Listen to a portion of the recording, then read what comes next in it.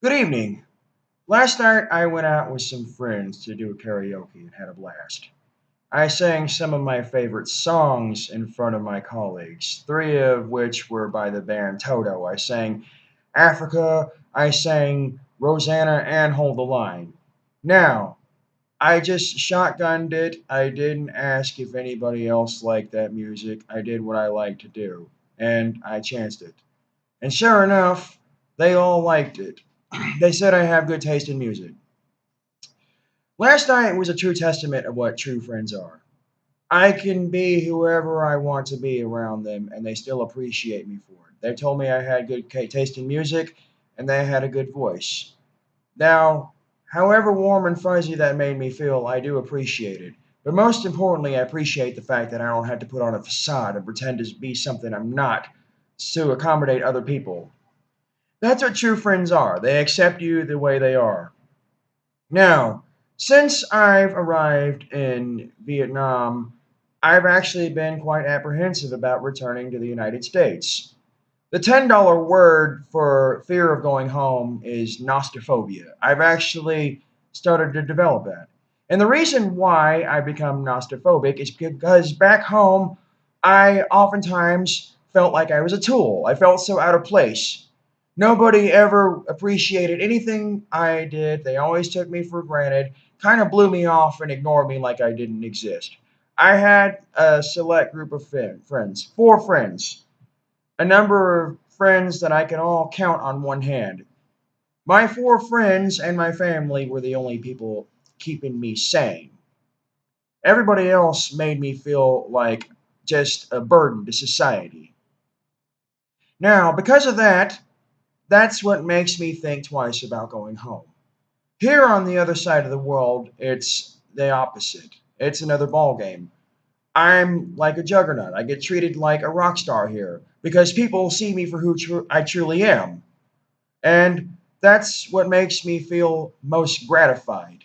They don't treat me like I'm the village idiot like I did experience back home. So that's why I am actually starting to enjoy my life in Vietnam more because I have true friends. Not only that, but also a few of my students have now told me that I'm their favorite teacher. And that actually made me feel warm and fuzzy. One reason why I've become more adept at interacting with other people is because I read the book How to Win Friends and Influence People by Dale Carnegie. Sure enough, his techniques work. Also, I have a good role model life coach. He goes by the name of Alpha M. His real name is Aaron Marino. Part of the reason why I had a hard time is because for the longest time, I bought into the idea that nice guys finish last, that being a jerk made you stronger, that all of a sudden people would perceive you as strong. Whereas if you're too nice, all of a sudden they think you're a milk toast and that they can run all over you like a racetrack. Because the media has done a fine job giving people mixed signals. Everybody says they want to be treated well, but then they think that anybody who's nice or kind all of a sudden is a weakling. Now, when the media gives people mixed signals like that, that just goes to show you that it's all one big fiasco, and nobody will ever know what to do. Over here on this side of the world, being a nice guy isn't a death sentence. Bad boys and criminals aren't glorified by the media over here. Neither are big time drug dealers and criminals like they are in the United States. Family values are still a high priority.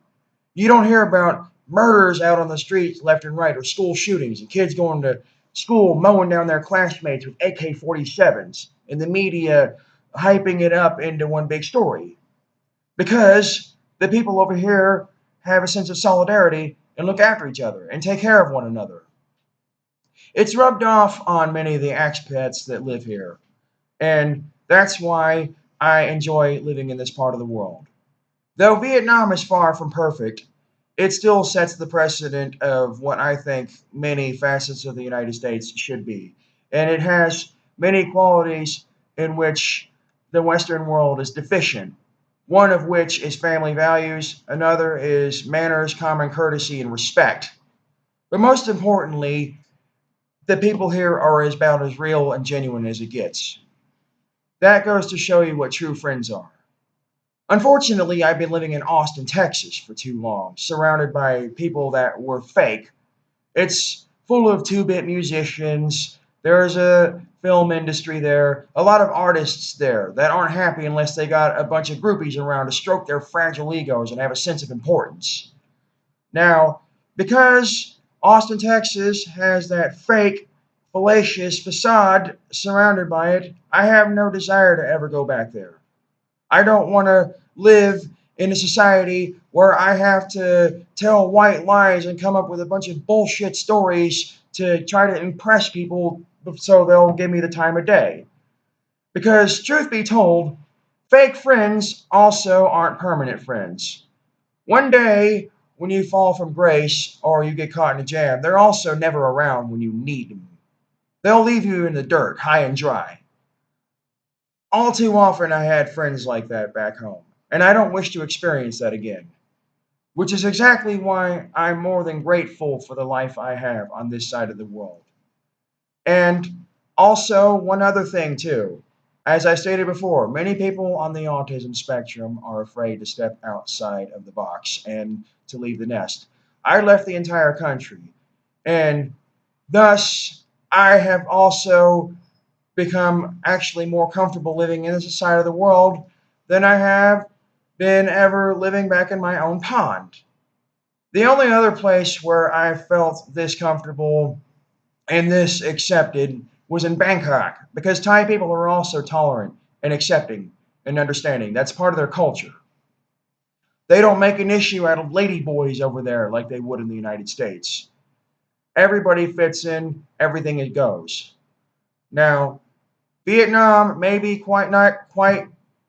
not be quite as free flowing as Thailand, but nonetheless, people in my profession, teachers, are still highly regarded and highly appreciated. They're not swept under the rug like they are in the United States.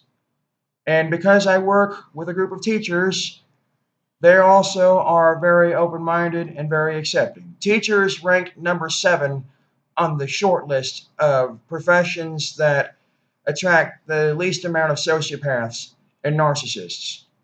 If you're not open minded, you're not cut out for this line of work because people that are very self important have no business teaching children.